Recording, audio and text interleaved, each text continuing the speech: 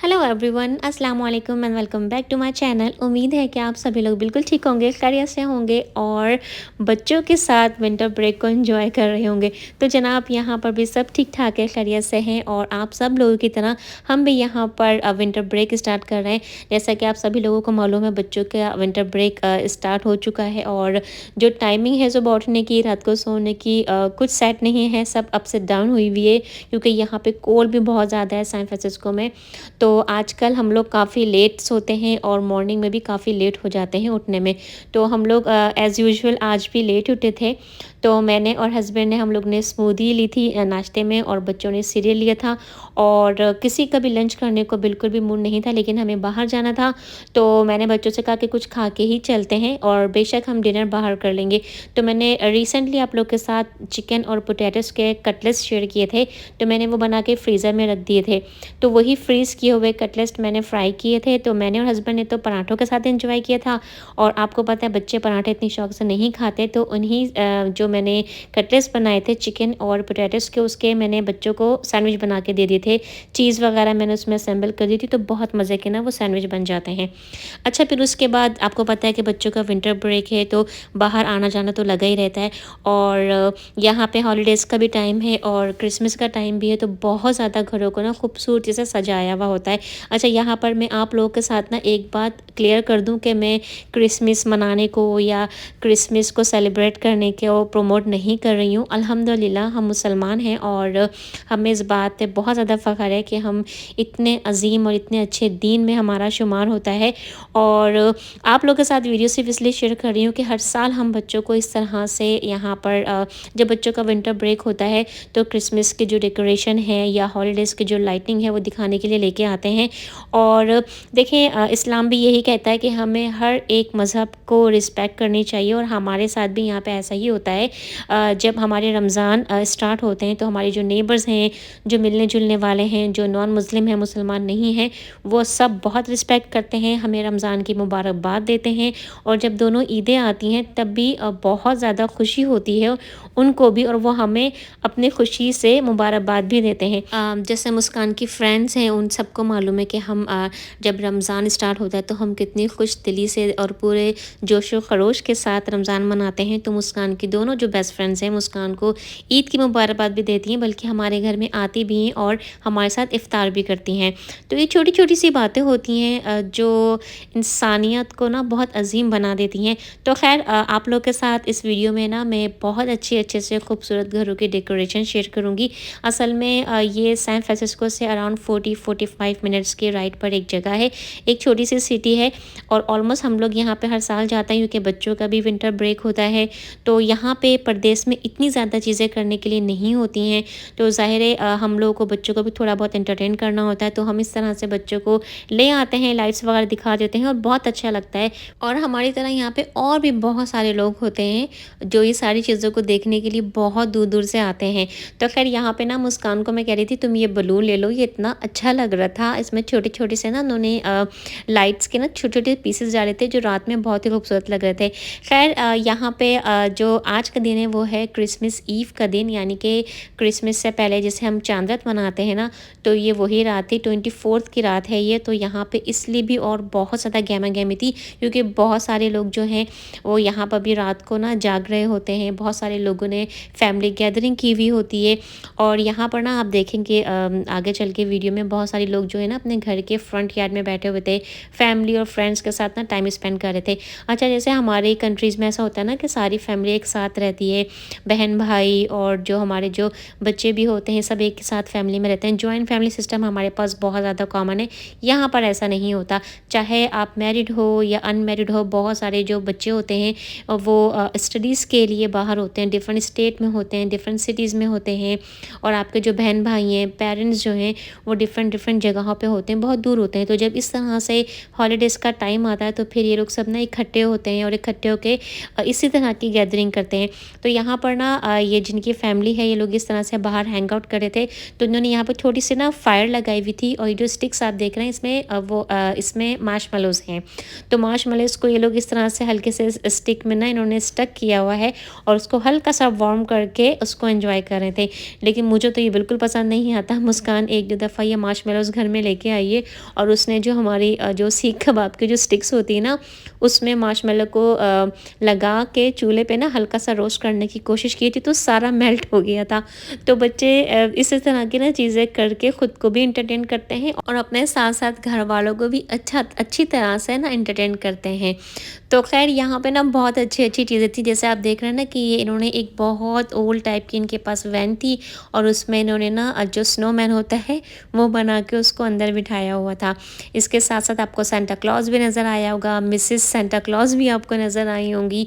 तो बहुत अच्छा लगता है। कुछ ना ट्रीज़ यहाँ पे बहुत अच्छे इन्होंने डेकोरेट किए हुए थे और ये वाला जो घर है ना ये मेरा बहुत फेवरेट है और वाकई में यहाँ के जो घर बने हुए हैं वो भी बहुत ही खूबसूरत है। असल जो इसकी जो इस पूरी डेकोरेशन की जो ब्यूटी है ना वो ये क्रिसमस ट्री है जो उन्होंने अपने घर के लिविंग रूम में इंस्टॉल किया हुआ है।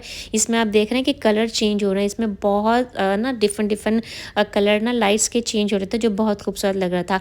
अच्छा, दूसरा अट्रैक्शन ये भी होता है कि बहुत सारे लोग जो है ना वो यहाँ पे इसलिए भी आते हैं कि ना अपनी मेमोरी के लिए, यादगार के लिए खूबसूरत सी पिक्चर्स ले सकें। और मैं भी इस दफ़ा कुछ इसी इरादे से गई थी कि इस दफ़ा मैं जाऊँगी तो पिक्चर्स भी बनाऊँगी और वीडियोज़ भी बनाऊँगी। लेकिन यहाँ पे इतने ज़्यादा लोग थे कि यहाँ पे रुक के पिक्चर लेना और या वीडियो बनाना बहुत ही मुश्किल हो जाता। तो खैर थोड़ी सी मैंने कोशिश की कि मैं थोड़ी सी वीडियो बना लूँ और मैं ख़ुद भी वीडियो में आ जाऊँ, लेकिन छोटी सी कोशिश तो मेरी कामयाब हो गई, लेकिन इससे ज़्यादा मैं वीडियो बना नहीं सकी। तो खैर बहुत खूबसूरत से घर होते हैं और कुछ लोगों ने ना पता है यहाँ पे इस तरह से ना स्क्रीन भी लगाई हुई होती है जैसे आप देख रहे हैं, क्योंकि मेरे ख्याल से आज 49ers का यहाँ पे गेम भी था। 49ers यहाँ सैन फ्रांसिस्को की बहुत मशहूर फ़ुटबॉल की टीम है और जब भी यहाँ पे सैन फ्रांसिस्को में जब 49ers खेलते हैं या कैलिफोर्निया में या किसी दूसरे स्टेट में खेलते हैं तो लोग बहुत शौक से फ़ुटबॉल का गेम देखते हैं। तो ये वाला जो ट्री है ना इस वाली लोकेशन का सबसे बेस्ट पार्ट है, क्योंकि ये ट्री आपको हो सकता है कि वीडियो में इतना अच्छा नहीं लग रहा हो, लेकिन वाकई में इस वाले ट्री को इन्होंने बहुत खूबसूरती से सजाया हुआ था और बहुत सारे जो लोग हैं ना वो ख़ासकर सिर्फ इस वाले ट्री को देखने के लिए यहाँ पे आते हैं। तो वाकई में बहुत अच्छा लग रहा था। समटाइम्स जो हम वीडियोस बनाते हैं ना पता है कैमरे में इतनी अच्छी नहीं आ रही होती हैं, लेकिन जब आप इन पर्सन देखते हैं तो बहुत खूबसूरत लगता है। अच्छा जी, तो डेकोरेशंस देखने के बाद हम घर आ गए थे और अब मैं बना रही हूँ ज़र्दा और आप लोग के साथ ज़र्दे की सिंपल सी लेकिन मज़ेदार सी रेसिपी भी शेयर कर रही हूँ। तो सबसे पहले तो 2 घंटे के लिए मैंने अच्छी क्वालिटी के बासमती राइस को पानी में सोक कर दिया था। फिर मैंने एक पॉट में पानी डाला है, ज़र्दे का रंग डाला है और साबुत मैंने 2-3 इलायचियाँ डाली थी। जब पानी में अच्छी तरह से बबल्स बन गए थे तो मैंने इसमें सोक किए हुए राइस डाल दिए थे और राइस को हम एटलीस्ट 90% हम कुक कर लेंगे। और जितने मैंने राइस लिए हैं तो ये एक बड़ा कप मैंने राइस लिया था और 1 कप भर के ही मैंने चीनी ली है। तो ये जो है राइट मेजरमेंट्स होती है, लेकिन अगर आप भी मेरी तरह थोड़ा-सा मीठा कम खाते हैं तो आप थोड़ी-सी चीनी इसमें से बचा लीजिएगा, वरना असल जो मेजरमेंट होता है वो यही होता है, जितने राइस होते हैं उतनी ही चीनी ज़र्दे में डाली जाती है। तो राइस को मैंने 90% कुक करके स्ट्रेन कर लिया था। फिर मैंने अभी उसी पॉट में पहले घी डाला है। घी डालने के बाद मैं इसमें ऐड करूँगी मिल्क। तो कोशिश कीजिएगा कि हमारे पास हैवी मिल्क होना चाहिए, आई मीन कि गाढ़ा दूध होना चाहिए और फिर चीनी इसमें ऐड करेंगे। तो मैंने 1 कप से थोड़ी-सी कम चीनी डाली थी, आई मीन पूरा कप मैंने चीनी का नहीं डाला था। आप ये समझ लें मैंने 3 हिस्से डाला था और 1 हिस्से चीनी नहीं डाली थी। फिर उसके बाद मैंने केवड़ा एसेंस की 2-3 ड्रॉप्स डाली थी और उसको मिक्स करने के बाद फिर मैंने चूल्हा ऑन किया था। इससे पहले चूल्हे को मैंने ऑफ़ रखा था ताकि जो चीनी है वो कैरेमलाइजेशन उसमें स्टार्ट ना हो। यही वजह होती है जब हम चूल्हा ऑन करके घी डाल के फ़ौरन चीनी डाल देते हैं तो शीरा जो है वो हार्ड हो जाता है और फिर जो हमारे ज़र्दे के राइस हैं वो थोड़े सख्त बनते हैं, सॉफ्ट नहीं बनते। तो घी, चीनी और मिल्क डालने के बाद मिक्स करने के बाद मैंने चूल्हा ऑन किया था और फिर इसमें जब अच्छा से बिल्कुल बबल्स बनने लग गए थे उसके बाद मैंने जो राइस हमने बॉईल किए थे वो मैंने डाल दिए थे और फिर तेज़ आंच करके हाई फ्लेम पे मैंने पानी को सोक कर लिया था। जब थोड़ा सा पानी रह गया था तो मैंने चावलों को दम पे रख दिया था अराउंड 10 टू 12 मिनट्स के लिए। और फिर उसके बाद जब मैंने राइस को मिक्स किया था तो मैंने आपने देखा होगा कि मैंने फ़ोर्क से मिक्स किया था ताकि राइस हमारे टूट ना जाए। और उसके बाद मैंने सारे ड्राई फ्रूट्स जो मुझे डालने थे वो मैंने इसमें ऐड किए हैं। अच्छा, जब ज़र्दे के राइस बहुत गर्म हो तो फ़ौरन इतने ज़्यादा गर्म चावलों में आप खोया नहीं डालिएगा, वरना जो खोया है वो बहुत जल्दी मेल्ट हो जाएगा और ज़र्दे में नज़र भी नहीं आएगा। तकरीबन 5-10 मिनट्स के बाद आप इसमें खोया ऐड कीजिएगा। बहुत मज़े के राइस बने थे, ज़रूर बनाइएगा, सिंपल सी रेसिपी है।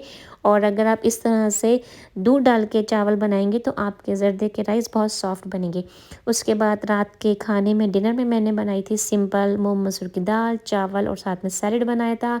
फिर उसके बाद किचन क्लीन किया, ईशा की नमाज़ अदा की और जनाब अब यहाँ पे बैठी हूँ मैं बहुत इंपॉर्टेंट काम करने, क्योंकि घर के कुछ यूटिलिटीज़ के बिल आए हुए थे जिसमें था वाटर डिपार्टमेंट का बिल, इलेक्ट्रिसिटी का बिल और यहाँ पे सैन फ्रांसिस्को में जो पानी है, जो हमारा वाटर बिल आता है बहुत ज़्यादा आता है, क्योंकि सैन फ्रांसिस्को में जो पानी है वो बहुत एक्सपेंसिव है।